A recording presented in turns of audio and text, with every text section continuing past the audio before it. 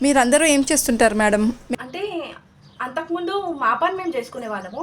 ఒకరోజు ఏమైందంటే దయ్యాలన్నీ కలిసి అది తెల్ల బట్టల విషయంలో హెల్ప్ చేయాలని చెప్పేసి మా ఫ్యామిలీకి దరఖాస్తు పెట్టుకున్నాయి.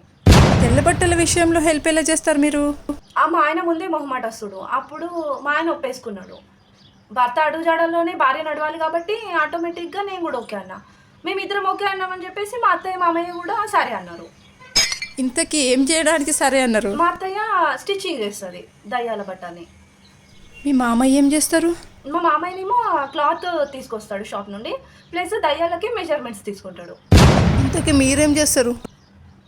నేను దయ్యాలు తెల్ల బట్టలు ముందే దయ్యాలని భూత్ బంగ్లాలలో తిరుగుతాయి గదా! అక్కడ ఉన్న డస్ట్ అంతా వీటికి తొందరగా పట్టేసుకుంటది కాబట్టి మైలైపోతాయి గదా!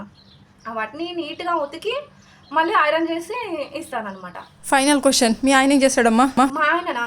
మా ఆయన ఏంది అసలు మా అత్త, మామ ఏం చేస్తుర్రు అనేది అసలు పట్టించుకోడు. కానీ నేను ఉతికిన బట్టలు, ఐరన్ చేసిన బట్టలు నీట్‌గా ఉతికినా లేదా, నీట్‌గా ఐరన్ చేషినా లేదా అనేది చెక్ చేసుకొని మళ్ళా దాన్ని గూగుల్‌లో రివ్యూ రాస్తాడు. థ్యాంక్స్ అమ్మా. Okay madam. Thank you.